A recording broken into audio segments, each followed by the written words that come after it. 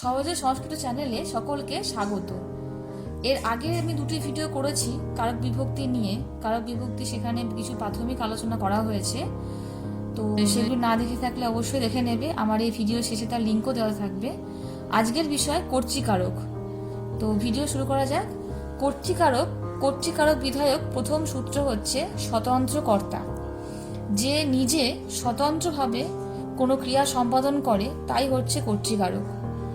কর্তায় সাধারণত প্রথমা বিভক্তি হয়, আর সেই প্রথমা বিভক্তি হয় এই সূত্রানুসারে: প্রাতিপদিকার্থ, লিঙ্গ, পরিমাণ, বচনমাত্রে প্রথমা। উদাহরণ হচ্ছে বালক চন্দ্রং পশ্যতি।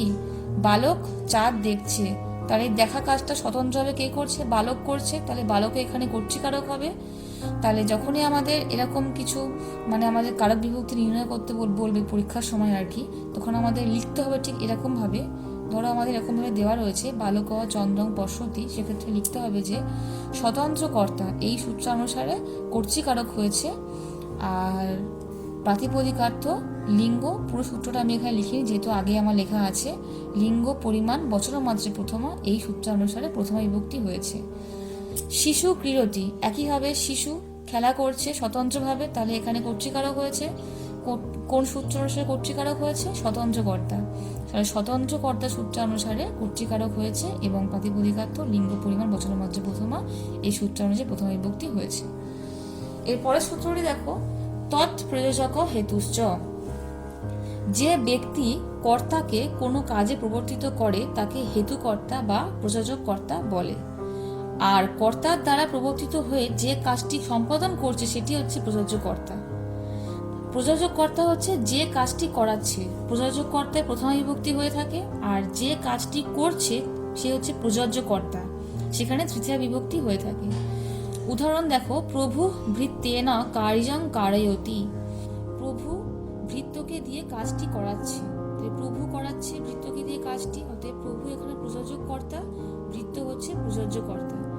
প্রযোজক কর্তায় সবসময় প্রথমা বিভক্তি হয় আর প্রযোজ্য কর্তায় তৃতীয়া বিভক্তি হয়, সেই জন্য ভৃত্যেনা হয়েছে, এখানে প্রভু হয়েছে প্রথমা বিভক্তি কর্তায়।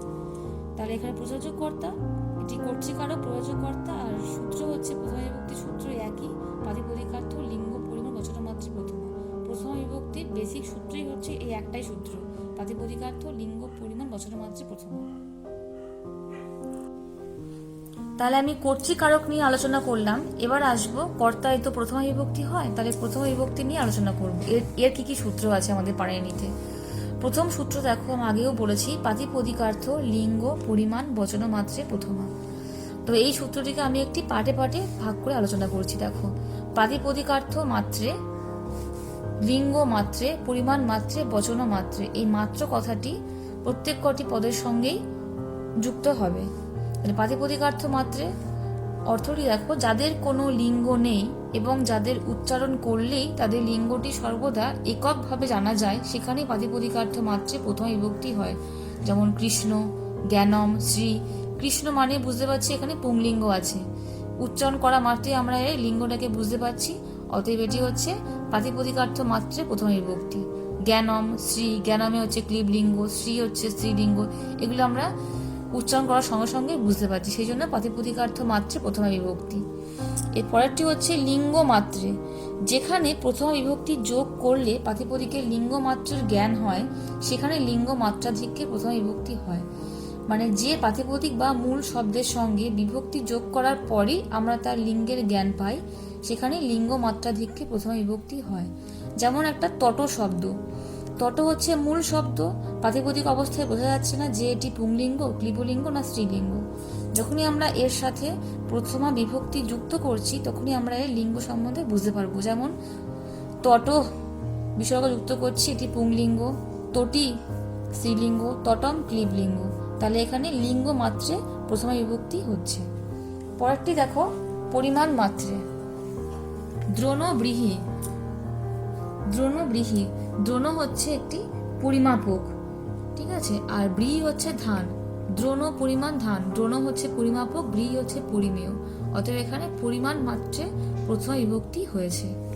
পরেরটি হচ্ছে বচন মাত্রে প্রথমা।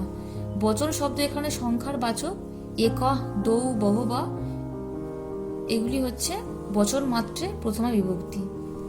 এরপরে দেখো অব্যয় যোগে প্রথমা, ইতি, সাম্প্রতম, অসম্প্রতম, এই তিনটি অব্যয় যোগে সবসময় প্রথমা বিভক্তি হয়ে থাকে। যেমন দশরথ ইতি রাজা আসিত, ইতি এই অব্যয় যোগে দশরথ এই পদে প্রথমা বিভক্তি হয়েছে। পরেরটা দেখো সম্বোধনে চ, সম্বোধনে প্রথমা বিভক্তি হয় সব সময়, যেমন হে ঈশ, হে পিতর, ঠিক আছে, এই সম্বোধনগুলো সবসময় প্রথমা বিভক্তি হয়ে থাকে। এরপরে উক্তে কর্মণি প্রথমা, উক্ত কর্ম, কর্ম কখন উক্ত হয়? কর্ম উক্ত হওয়া মানেই হচ্ছে অভিহিত হওয়া, মানে সেখানে প্রথমা বিভক্তি হয়ে যায়। আমরা এর আগে যখন বাচ্য পড়েছি তখন সেখানে আমরা আলোচনা করেছি কর্মবাচ্য, কর্তৃবাচ্য নিয়ে, সেই ভিডিওটি তোমরা যদি দেখো তো সেখানে তোমরা বুঝতে পারবে যে উক্ত কর্ম বলতে কি বোঝানো হয়েছে। উক্ত কর্মে প্রথমা বিভক্তি হয়, কর্মবাচ্যে কর্ম সবসময় উক্ত হয়, উক্ত হলে সেখানে প্রথমা হয়, সেখানে যে প্রথমাটি হয় সেই প্রথমা হচ্ছে ওই সূত্র অনুযায়ী প্রাতিপদিকার্থ লিঙ্গ পরিমাণ বচন মাত্রে প্রথমা। উদাহরণ দেখো, বালকেন চন্দ্র দৃশ্যতে, বালকের দ্বারা চাঁদ দেখা হচ্ছে, এটি একটি কর্মবাচ্যের উদাহরণ। তাহলে বালকের দ্বারা কি দেখা হচ্ছে? চাঁদ, চাঁদ একটি কর্ম, যেহেতু এটা কর্মবাচ্য অতএব কর্মটি উক্ত হয়েছে, অতএব এটা উক্ত কর্মে প্রথমা বিভক্তি হয়েছে। তাহলে আজ এই পর্যন্তই, দেখা হয় পরের ভিডিওতে।